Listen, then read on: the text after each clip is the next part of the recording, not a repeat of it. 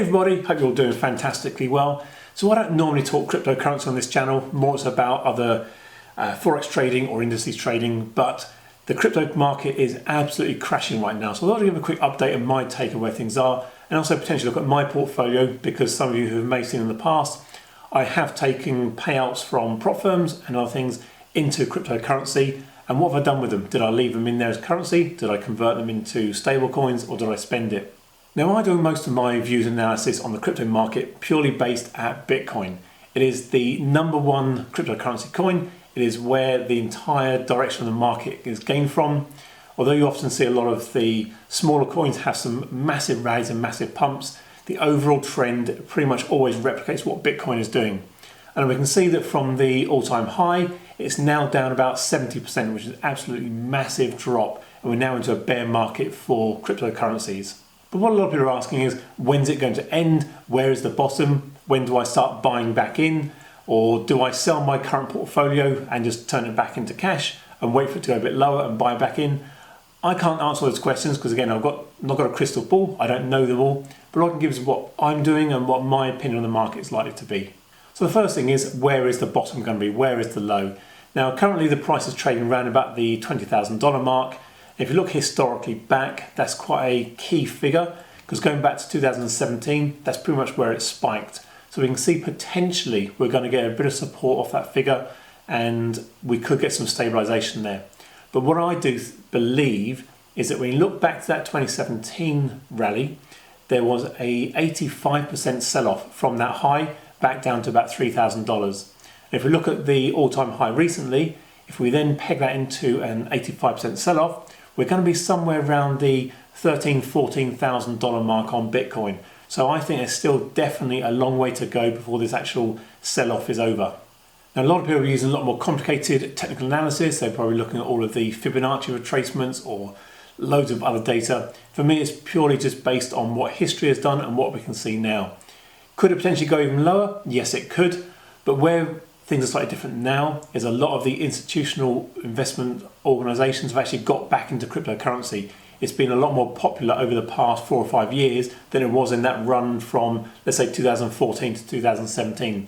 That was generally the home investor, the speculative things. Now it's much more on the institutional side of things, so them allowing the price to crash down is going to be quite rare. So I do think there's going to be a lot more buyers coming in as price drops down below that $20,000 mark. So I don't think it's going to crash down to, let's say, the $5,000. I think it's going to get a bit more stability in a higher figure. So when is the bottom going to come? We don't know. Again, we can look back to 2017, 2018. It took all over a year from that high to that bottom to appear and prices start to recover.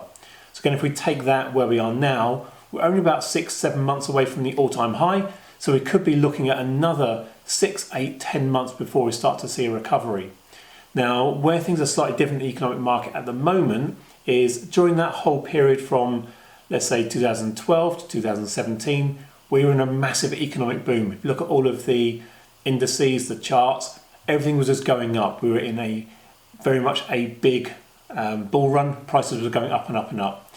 Whereas now at the moment, we seem to be in sort of an economic turmoil. We're seeing prices going through the roof, inflation hitting 8% across the globe, oil prices through all-time high, people unable to buy their food or put petrol in their cars. So that's having a knock-on effect and pressure onto the rest of the stock markets, which are crashing as well. So if the rest of the institutions and the markets start to crash, that is definitely going to have another knock-on effect to what Bitcoin is doing and potentially stagnate it for longer and be a much harder for it to turn around and get back into a profit. But global markets have been crashes previously. We've seen them turn around very quickly. But I'm going to go back to the 2020, when the markets crashed from their all-time highs, literally wiped off massive amounts of the actual economy. They bottomed out 2 or 3 months later and turned around quite quickly. So we can see things change relatively rapidly. But at the moment, we're getting into that whole session of things are just massive selling pressure. People are just getting rid of their portfolios. The digital crypto companies are getting rid of staff. They just don't have the assets and liquidity at the moment to be able to pay them. That's why we're seeing even some of the coins crash as well. Look at historically Luna, that just went through the floor for no apparent reason apart from unpegging it from the dollar. And we're seeing other projects that could just be pump and dumps or scams having that same ripple effect across all of the lower value currencies. But ultimately, when we look at the big boys, Bitcoin, Ethereum, they're going to be around for a long time. And that's why a lot of people see this as an opportunity. When prices are low, if you've got the spare capital, start buying in, averaging down on your original price until you get a much better overall cost.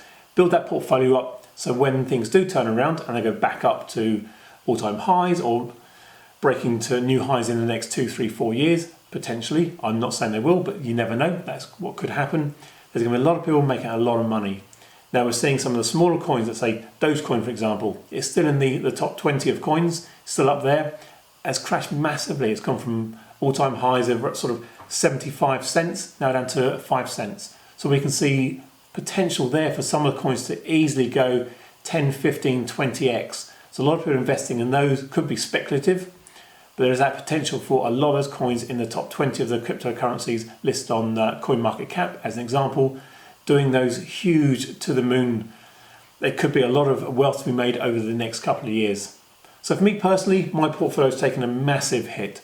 I was accumulating significant amounts of Bitcoin, Ethereum, Crow, Cake, Shiba Inu, and they've all crashed like crazy. I did actually manage to get out of a lot of the other coins recently when I actually made some profits. I moved them into other areas and some other staking, but I'm still down on those as well. So it's going to take me a long time to recover what I had.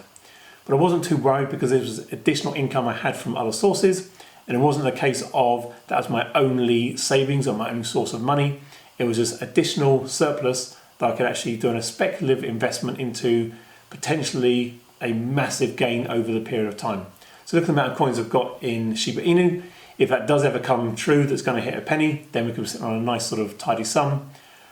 But where everyone's predicting that to happen in the past 4 or 5 months, we are now looking at it's probably going to take years to come to fruition, if at all. It could be that they just sort of stabilise where they are now and never come to a good.